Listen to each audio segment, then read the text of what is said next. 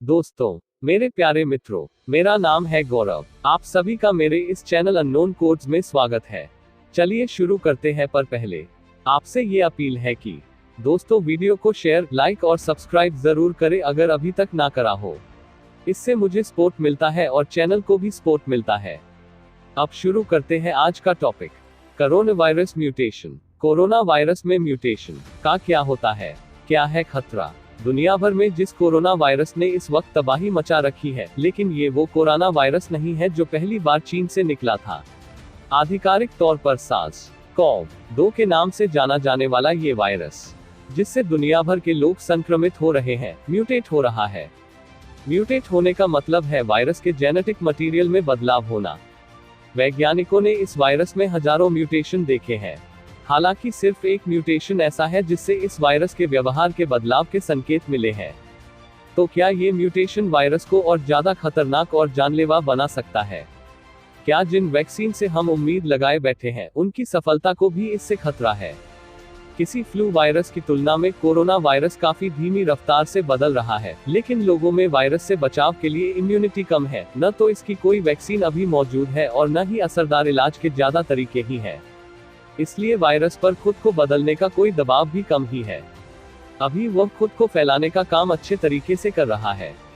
वैज्ञानिकों ने D614G नाम का म्यूटेशन देखा है जो वायरस की स्पाइक में मौजूद होता है और जिसकी मदद से वायरस हमारी कोशिकाओं में घुस जाता है।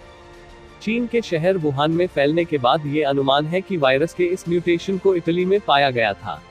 यही म्यूटेशन अब दुनिया के 97% सैंपल में पाया जा रहा है। म्यूटेशन से फैलना महज संयोग, या है इसकी कोई खास वजह? अब सवाल ये उठता है कि इस म्यूटेशन के कारण ही ये वायरस इतना फैला है या फिर ये मात्र संयोग है। यूनिवर्सिटी कॉलेज लंदन की ल्यूसी वैन ड्रॉप के मुताबिक वायरस के फैलने का कोई एक तरीका नहीं होता, वह लगातार बदलते रहते हैं। कुछ बदलाव उन्हें फैलने में मदद करते हैं तो कुछ उन्हें फैलने से रोकते हैं।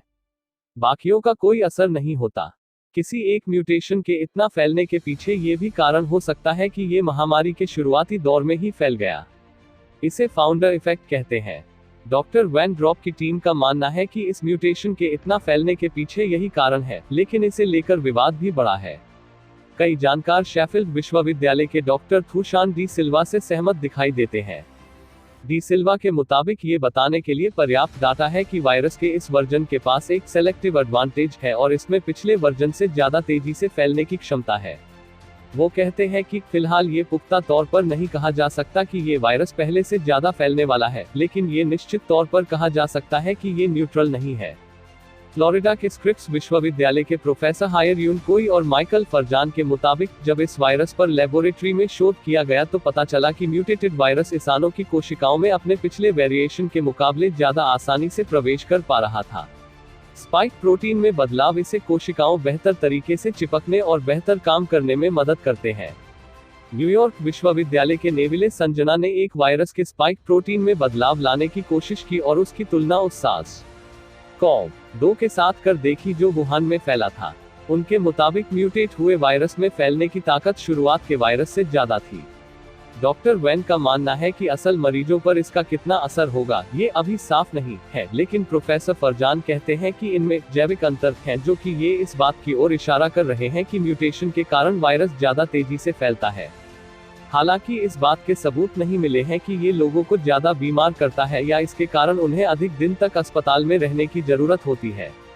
आमतौर पर एक वायरस ज्यादा तेजी से फैलता है इसका मतलब ये नहीं है कि ये ज्यादा जानलेवा है, कई बार इसका उल्टा भी होता है।